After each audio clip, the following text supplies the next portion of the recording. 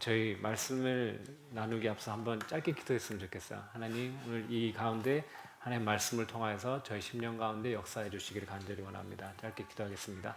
하나님 아버지 감사합니다. 오늘도 거룩하신 하나님의 말씀 앞에 섭니다.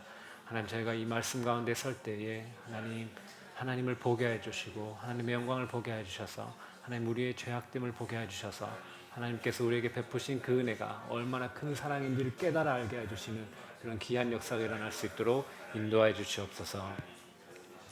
하나님 아버지 감사합니다. 부족한 종을 사용하여 하나님의 말씀을 전하려고 합니다. 하나님 이 말씀 가운데 역사해 주시고 이 말씀을 통하여서 영혼들을 깨우는 그런 성령님의 귀한 역사가 있기를 간절히 소망합니다.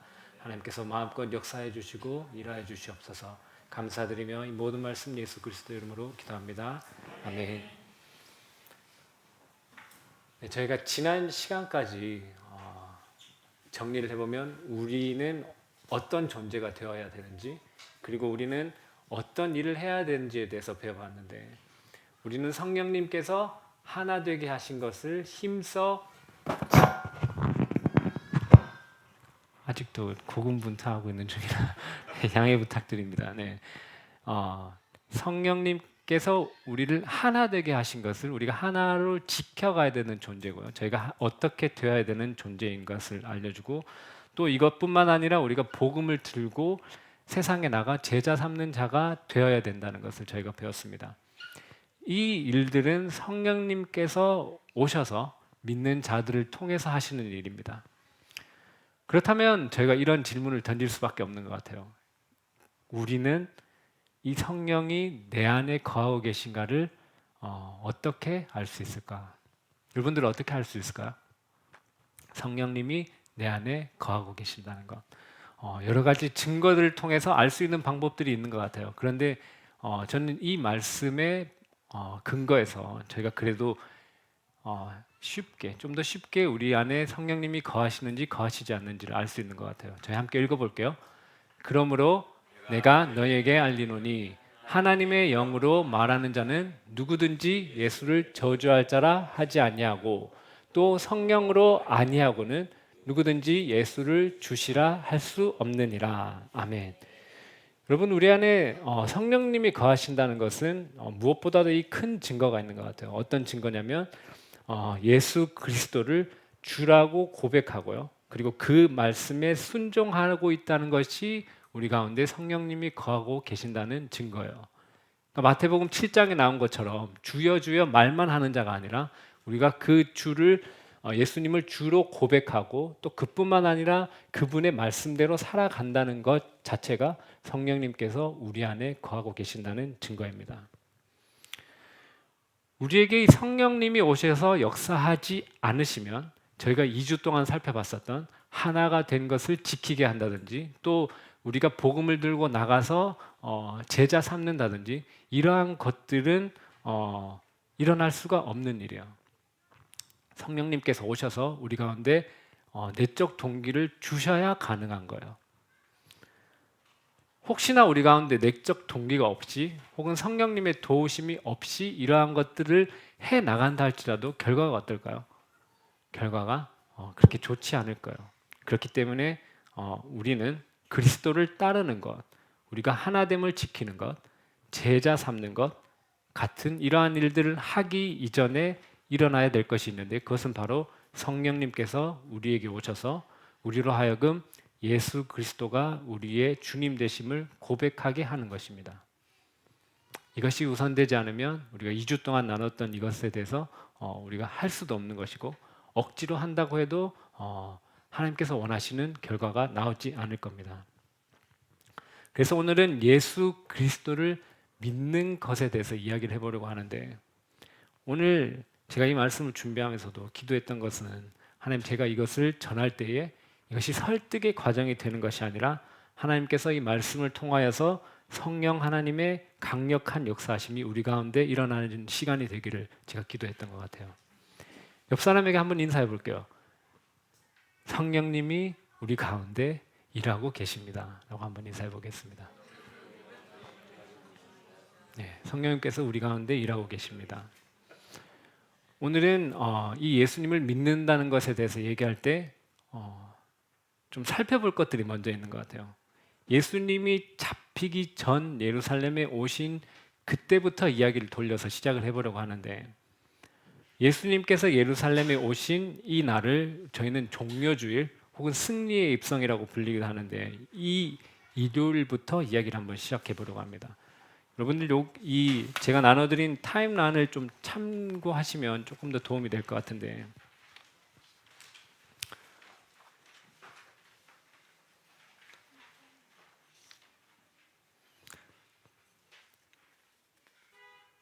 이날 승리의 입성, 종려주일이라고 불리는 이유는 여러분들 대강은 알고 계시죠? 이 일요일 날 예수님께서 잡히시기 일주 전이에요.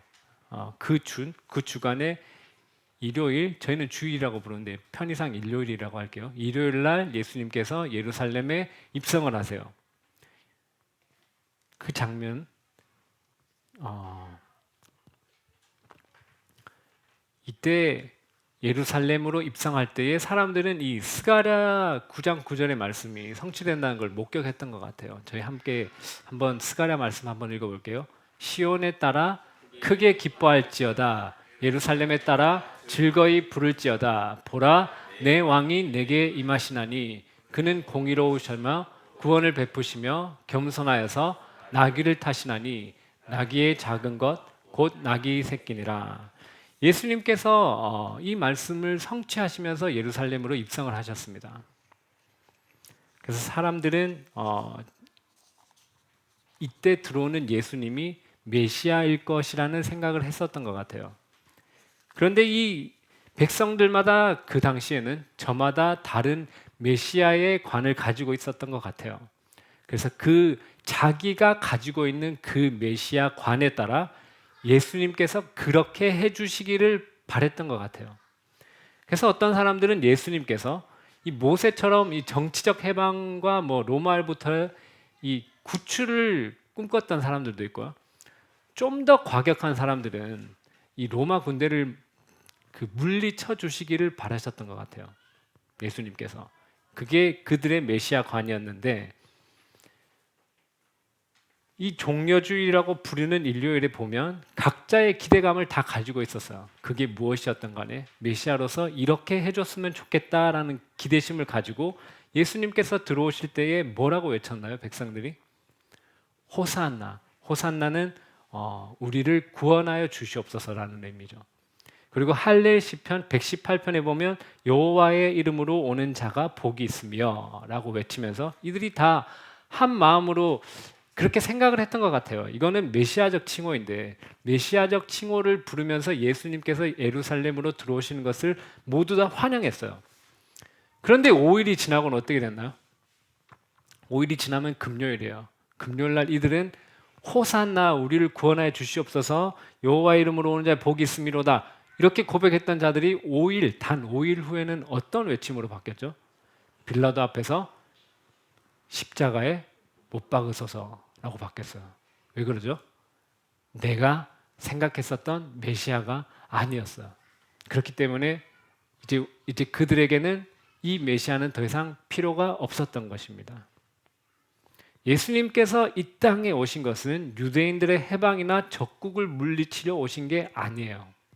그것과는 비교도 할 수 없는 인류의 죄를 담당하시기 위해서 이 세상의 죄를 짊어가시는 이 세상에 하나님의 어린 양으로 오신 것입니다.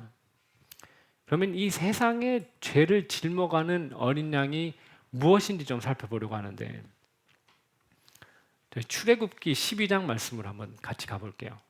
오늘 요 말씀으로 다시 돌아올 거기 때문에 여기 한번 표시해 두시고요. 요한복음 3장 말씀 표시해 두시고 출애굽기 12장 말씀으로 가보겠습니다. 출애굽기 12장 말씀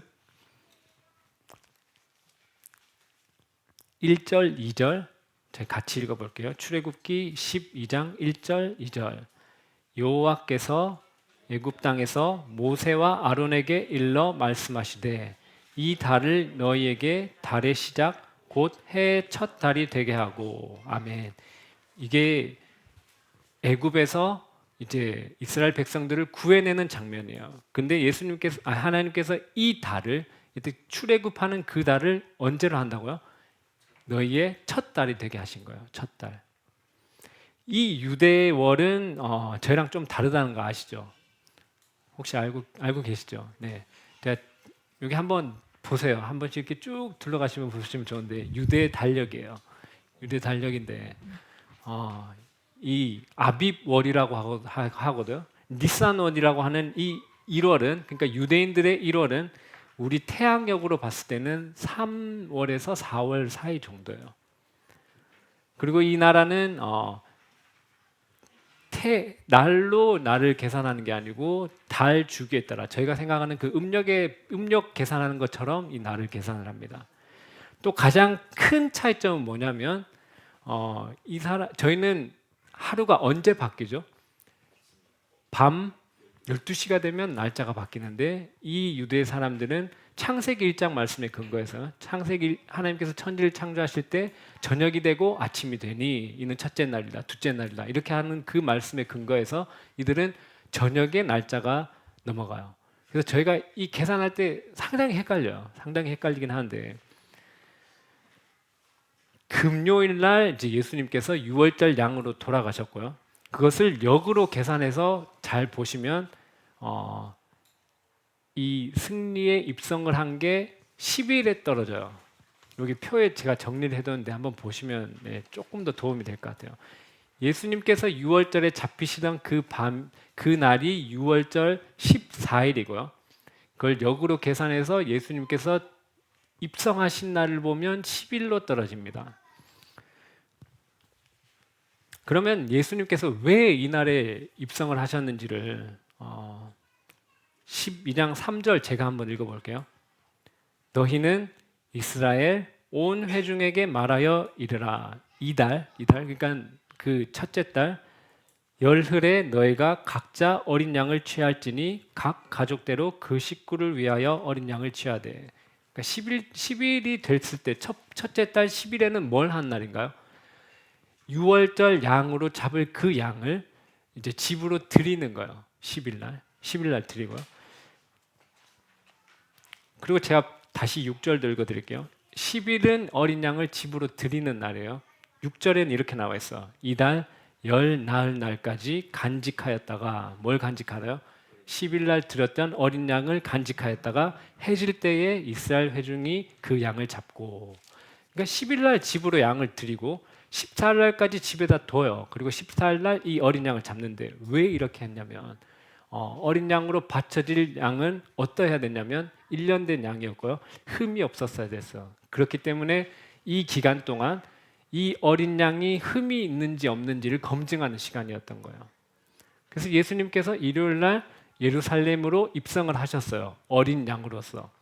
그러면 이때부터 6월절까지 뭘 했냐면 예수님께서는 죄도 없고 흠도 없고 어린 양으로서 완벽하다는 것을 보여준 시간이었어요. 누가 이걸 제일 열심히 했을까요? 종교 지도자들이요. 종교 지도자들이 예수님을 흠을 잡고 어떻게 죄를 찾아내서 정죄하고 해칠 계획으로 예수님을 모함했지만 결국 그 모함이 뭐가 됐나요? 예수님은 죄가 없으시다는 것을 드러내는 그런 결과가 나왔습니다. 그리고 나서는 예수님께서는 6월절에 어린 양으로 돌아가십니다. 여러분들이 6월절에 대해서 잘 아시겠지만 간략하게 설명드리면 6월절의 의미가 뭔가요? 6월절의 뜻? 넘어가다죠. 넘어가다. 모세가 이스라엘 백성들을 애굽에서 인도하여 약속의 땅으로 인도할 때에 바로가 그냥 이스라엘 백성들을 보내주지 않았죠. 그래서 하나님께서는 어떻게 하셨죠? 10가지 재앙으로 이 애굽을 심판하셨습니다. 그 중에 마지막 재앙이 어떤 재앙이었죠? 장자의 죽음이었습니다. 장자의 죽음인데 하나님께서 모세에게 명령하셨죠. 이 어린 양을 잡아 너희 문설주와 임방의 유월절 양의 피를 바르면 이 멸하는 심판을 넘어갈 것이다 라고 하나님께서 알려주셨습니다. 하나님께서 직접 이 유월절에 대해서 이렇게 설명하세요. 12장 26절 말씀인데요. 출애굽기 말씀입니다. 제가 읽어드리겠습니다. 출애굽기 12장 26절 27절인데요. 이후에 너희의 자녀가 묻기를 이 예식이 무슨 뜻이냐 하거든 너희는 이르기를 이는 여호와의 유월절 제사라. 여호와께서 애굽 사람에게 재앙을 내리실 때에 애굽에 있는 이스라엘 자손의 집을 넘으사 우리의 집을 구원하셨느니라 하라 하매 백성이 머릿속에 경배하니라. 이것이 유월절이고 이것이 유월절의 어린 양입니다. 세례 요한이 예수님을 보고 뭐라고 고백을 했죠? 보라, 세상 죄를 지고 가는 하나님의 어린 양이로다라고 세례 요한이 고백을 했습니다. 그럼 예수님께서 세상 죄를 짊어지신다는 것은 어떤 의미일까요? 여러분, 아담의 원죄로부터 시작을 해서 그 원죄가 우리에게 전가되었고요. 그리고 이 원죄로 인해서 여러분들 스스로 짓는 죄가 얼마나 많은지는 제가 입증하지 않아도 여러분 스스로가 너무나도 잘 알고 계시잖아요. 하나님의 말씀으로부터 벗어난 것이 모두가 죄입니다. 그런데 성경을 비춰서 우리 자신을 보면 우리는 우리 자신을 성경에 비춰보면 비춰볼수록 어떤가요? 아, 나는 정말 죄로 가득 찬 자구나. 나는 정말 죄밖에 만들어낼 수 없는 존재이구나. 난 정말 죄 가운데 있는 비참한 처지구나라는 것을 깨닫게 되는 것 같아요. 저는 개인적으로. 혹시 여러분들 중에 죄가 없으신 분은 없죠? 네, 저희가 서로 주일날 가장 좋은 모습으로 교회에 온다 할지라도 어때요? 우리 가운데 죄가 있죠. 넘쳐나죠. 그거 감추느라 주일날 힘드시죠? 네, 저도 힘들어요. 그런데 하나님께서는 아담과 하와가 에덴 동산에 거할 때부터 이 죄의 형벌은 어떠한지를 알려주셨습니다. 죄의 형벌은 무엇인가요? 죽음이죠. 너희가 동산 나무 가운데 있는 선악을 알게 하는 열매를 먹으면 너희가 정녕 뭐라고요? 죽으리라. 죽음이에요. 그렇다면 에덴 동산에서 아담과 하와가 하나님의 말씀을 지키지 않고 선악과를 먹었을 때 죽었나요? 아까 왜 자신이 없어지는 것 같은데 하나님의 말씀을 불순종하는 것은 뭐라고요? 죽음이죠. 먹으면 정녕 죽으리라 하셨잖아요. 죽었나요? 왜 이렇게 확신해요? 죽었죠. 아담과 하와가 먹은 즉시 이 영혼은 어떻게 된 거죠? 하나님과의 단절이 일어난 거고요. 영적인 죽음은 그 즉시 일어났고요. 육체의 죽음은 어때요? 동산에서 쫓겨나서 더 이상 생명나무에 다가갈 수 없어서 이제 이 육체는 서서히 죽게 된 거죠. 그러니까 생명의 근원인 나무에서 떨어져 나간 가지처럼 어떻게 된 거죠? 서서히 육체는 죽기 시작한 거예요. 그런데 하나님께서 이 육체의 죽음을 조금이나마 유예해 주신 것은 정말 하나님의 큰 은혜입니다. 왜 그럴까요? 하나님께서 다시 아담과 하와에게 구원의 길을 내주시고 다시 아담과 하와에게 회개할 기회를 주시는 큰 은혜입니다. 그리고 아담과 하와에게 저에게 원시 복음이라고 알려져 있는 그 복음의 말씀을 전해주셨죠. 함께 읽어볼게요. 내가 너로 여자와 원수가 되게 하고 내 후손도 여자의 후손과 원수가 되게 하리니 여자의 후손은 내 머리를 상하게 할 것이요 너는 그의 발꿈치를 상하게 할 것이니라 하시고 아멘. 이렇게 하나님께서는 육체의 죽음을 조금 유예해 주시면서 이들이 복음을 듣고 회개할 기회를 주신 것입니다. 그렇지만 아담과 하와 이후로는 모든 사람이 원죄를 가지고 태어나 끊임없이 범죄를 짓는 존재로 태어나게 됐습니다. 로마서 말씀 한번 읽어볼게요.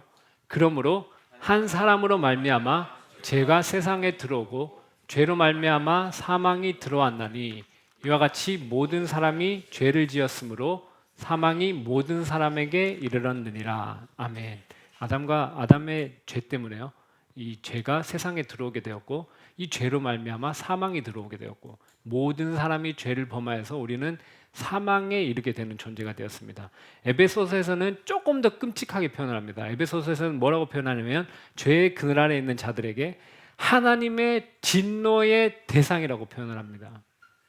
이 세상은 죄로 인해서 하나님의 진노의 대상이 되었고 결국 죽어 영원한 형벌로 들어갈 처지에 되어 있다는 것입니다. 이것이 예수님께서 지고 가신 세상의 죄입니다. 그럼 또 질문이 떠오르게 될 것 같아요. 그럼 왜 예수님께서는 이 세상의 죄를 짊어지고 가시는 겁니까? 왜 그럴까요? 오늘 말씀에 나와 있습니다. 하나님이 세상을 이처럼 사랑하사요. 여러분들이 이것이 얼마나 큰 사랑인지 여러분들 깨닫고 경험하셨습니까? 이 사랑을 제가 어떻게 아무리 좋은 기술과 이렇게 설명을 한다 할지라도 이걸 다 표현할 수 없을 것 같아요. 여러분들 여러분의 자녀들을 참 사랑하시죠? 옆에 있을 때는 좀 크게 옆에 자녀가 있을 때는 좀 크게 사랑한다고 얘기해 주세요. 여러분들 자녀를 사랑하시지 않나요? 참 사랑하시죠. 여러분들 만약에 여러분들 자녀가 차에 치일 그런 위험한 상황에 놓여 있다면 대답 잘 하셔야 돼요. 옆에 자녀들이 있는 분들 여러분들 몸을 던지지 않으실까요? 아니, 좀 크게 해주셔야지 옆에 있는 자녀들한테. 네. 저도 던질 것 같아요. 전 정말 던질 것 같습니다. 그런데 그게 아니라 여러분들이 원수처럼 여기는 자가 차에 치일 상황에 있어요. 그럼 여러분들 몸을 던지실까요?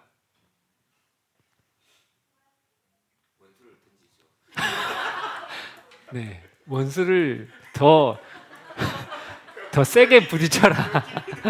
네, 원수를 민답니다. 근데 저희 중에 어떤 아주 낮은 희박한 확률이긴 하지만 갑자기 정의감에 불타서 밀 수 있는 분이 있을지 모르겠어요. 그런데 보통은 어때요? 그냥 지나칠 거예요. 근데 여러분들 중에 그 원수를 위해서 여러분들의 자녀를 던져서 그 원수를 벗어나게 하고 그 자녀가 부딪히게 할 분이 혹시 있을까요? 있을까요? 없죠. 누가 그렇게 할 수 있습니까? 누구도 못하죠. 차라리 자기가 뛰어드는 게 낫죠. 우리 자녀가 어떻게 되는 바에는. 근데 로마서 말씀 한번 찾아 읽어볼게요. 로마서 5장 말씀입니다.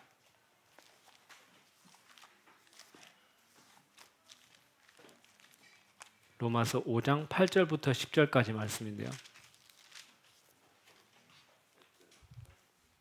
로마서 5장 8절부터 10절까지 말씀인데 한번 천천히 같이 읽어볼게요. 8절입니다.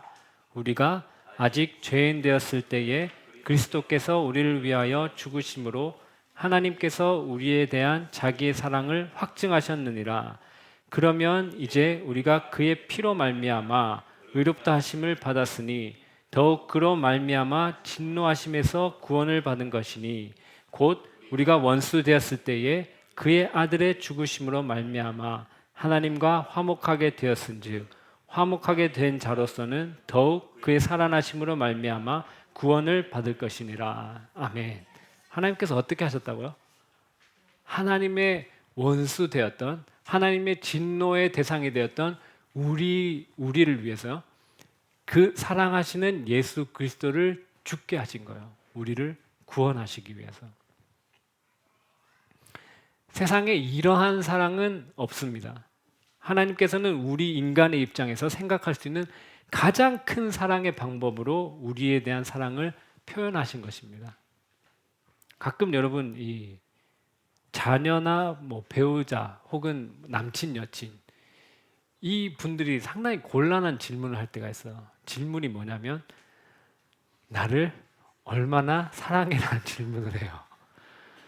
이게 진땀 나는 사실 질문이긴 한데 이거 질문에 답변 잘못했다가 또 어떤 후폭풍이 불까 이게 두려워서 잘 이 답변을 상당히 어렵죠. 혹시 여러분들은 한번 옆에 분들에게 한번 물어보길 바래요. 이런 질문에 답변을 해보신 적이 있나요? 한번 여쭤보세요. 어쨌든 알고 싶어요. 어떤 멋진 여기 두 분 꼭 하셔야 돼요. 그리고 우리 세범이 아빠 엄마는 네. 진짜 괜찮은 답변이 있나요? 어때요? 우리 아이들이 아빠 나를 얼마나 사랑해? 그러면 정말 그럴싸한 이 사람이 충분히 받아들일 만한 그런 답변이 있을까요? 없죠. 있으시면 저 한번 알려주시기 바래요. 없어요. 그러니까 이 사랑이라는 눈에 보이지 않는 것을 설명하고 입증하려면 저는 그 방법밖에 없는 것 같아요. 내가 과거에 이 대상을 위해서 무엇을 했고 나는 또 이 사람에게 어떻게 말하고 어떻게 대하고 또 앞으로는 어떻게 할 것이라는 것을 설명해 주는 것밖에는 길이 없는 것 같아요. 지난번 교사 모임 때 저희 공효창 집사님께서 명언을 하나 남겨주셨어요. 무슨 명언이냐면 군대에 가면 효심과 믿음이 자란다는 그런 명언을 알려주셨거든요. 훈련소에 가면 가신 분들은 뭐 지금도 하시는지는 모르겠지만 이 코스가 있어요. 어떤 코스가 있냐면 훈련소에 가서 이제 어떤 한 날을 잡는 것 같아요. 이 조교들이. 그래서 밤에 분명히 잘 준비가 끝났어요. 그래서 잘 준비가 끝나서 자려고 하는데 갑자기 연병장으로 그 출동을 시켜요. 그러면 빨리 또 이거 전투복 입고 출동하잖아요. 그러면 저는 한 이 정도 되는 길이의 나무가 있어. 이거 목봉이라 그러거든요. 목봉이라고 그러는데 못 들어보셨어요? 이거 들어보신 분 없으세요? 이거 딱 가서 이걸 시키는데 딱 드는 순간 정말 욕이 나와요. 이게 너무 무거워. 너무 무거워서 이걸로 목봉 체조를 한 몇십 분을 시켜요. 그러면 거의 탈진 상태가 되거든요. 탈진 상태가 된 훈련병들을 어떻게 하냐면 연병장에 다 누우라 그래요. 다 누우면은 이제 거기는 이게 완전 시골이잖아요. 훈련장이. 그럼 누워서 이렇게 딱 누우면 별이 너무 많이 보여요. 별이 많이 보이는데 거기 누우면 거의 근데 모든 게 탈진이에요. 이렇게 누운 상태에서 조교들이 뭐라 그러냐면 하늘과 같은 부모님의 사랑에 감사하는 시간을 가지길 바란다. 이렇게 얘기를 해요. 이런 류의 멘트를 날리고는 그 다음에 뭘 시키냐면 나 실제 괴로움 이거 하잖아요. 그러면 이 다음 가사는 몰라요. 이 다음 가사 모르고 그냥 눈물 콧물이 범벅돼가지고 이렇게 되거든요. 그러면 이때까지는 왜 몰랐냐? 부모님의 사랑을. 그때까지는 진지하게 부모님이 우리 위해서 뭘 했고 어떤 것들을 했고 진지하게 생각해 볼 시간이 없었어요. 그렇잖아요. 우리 여기 청소년부도 있을 텐데 지금 자고 있잖아요. 어머니의 생각에 대해서 뭐 생각하고 그것을 감사하고 그럴 여유가 없어요. 친구들 너무 공부하느라 바쁘기 때문에. 그런데 이 사랑이라는 이 추상적인 개념을 만약에 제 마음과 상대방 마음이 딱 연결이 되어서 마음이 통한다면 저희가 이런 설명이 필요 없을 거잖아요. 근데 우리는 어때요? 마음과 마음이 딱 붙어서 통할 수 있는 존재가 아니잖아요.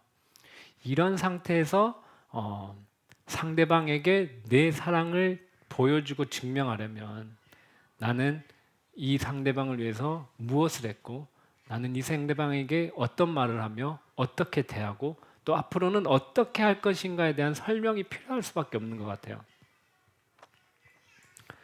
그리고 이 내가 보잘것 없으면 보잘것 없을수록 내가 상태가 안 좋아서 바닥이면 바닥일수록 상대방이 나를 향한 그 사랑의 진정성이 드러나는 것 같아요. 언제 드러난다고요?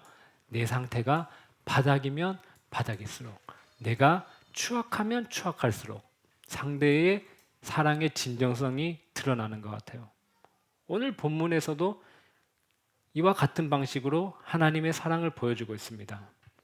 여러분, 우리 모두가 죄악 가운데 있을 때에 그 보잘것없던 그 당시에 하나님의 이 말로 표현할 수 없는 이 사랑에 여러분들 압도되어서 이 사랑을 맛보고 예수님을 믿게 된 게 아닙니까?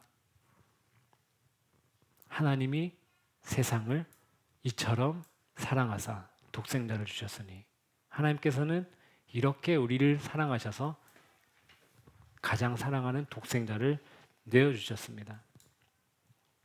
여러분들 가끔 믿지 않는 가족이나 친구들 중에 이런 얘기를 하는 사람들이 있어요. 야, 하나님이 너 위해서 뭘 해준 게 있냐? 뭘 그렇게 가서 날마다 봉사하고 돈 바치고 시간 바치고 그러냐? 라고 물으신 분들이 있을지도 몰라요. 그런데 하나님께서 뭘 하셨냐고요? 뭘 하셨겠냐? 죄로 말미암아 영원한 형벌을 받을 수 없는 우리를 위해서 가장 사랑하는 아들을 보내주셔서 우리를 구원하셨습니다. 또 이렇게 말씀하시는 분들도 있어요. 야, 그럼 맨날 교회 가서 예배드리고 또 돈 갖다 바치고 봉사하고 다 내주면 떡이 나오냐 돈이 나오냐? 뭐가 나오냐고요? 이는 그를 믿는 자마다 멸망하지 않고 영생을 얻게 하려 하심이니라. 멸망하지 않고 영원히 하나님과 함께 생명을 누리게 됩니다. 하나님께서는 제가 생각하기에 인간이 이해할 수 있는 방법 중에 가장 위대한 방법으로 이 사랑을 표현하신 것 같아요. 세상에 어떤 신이 독생자를 내어줄 만큼 우리를 사랑할 수 있고 세상에 어떤 존재가 우리에게 영원한 생명을 약속할 수 있습니까? 하나님 한 분 외에는 없습니다. 오늘 말씀으로 한번 돌아가 보겠습니다. 요한복음 3장입니다. 요한복음 3장 18절에서 20절 말씀입니다.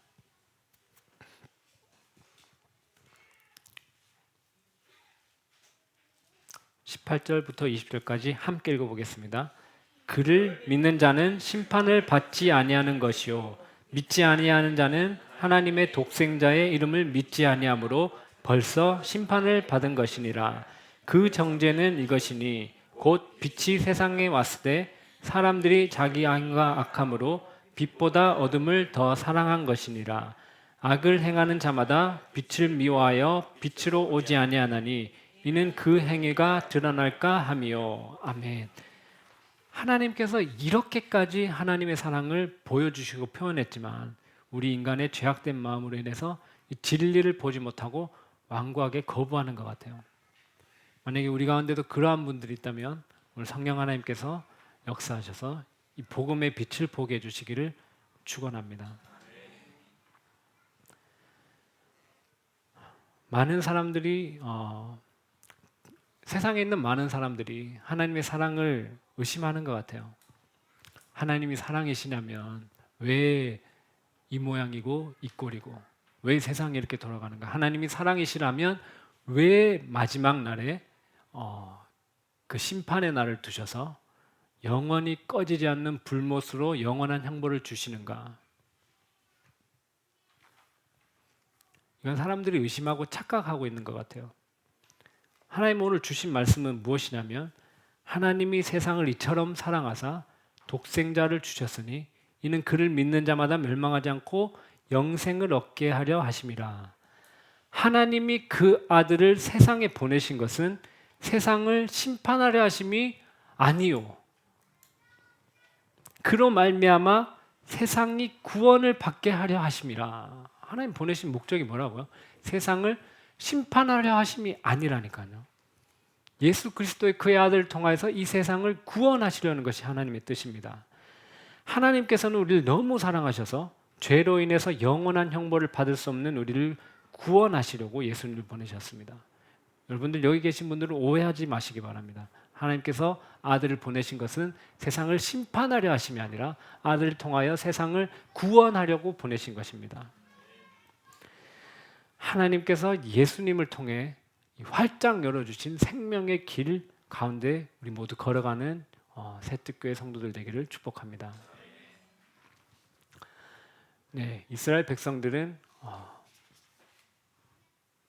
자신들이 평생 지켜왔었던 절기를 통하여서 보내주신 하나님의 메시아를 보지 못했습니다.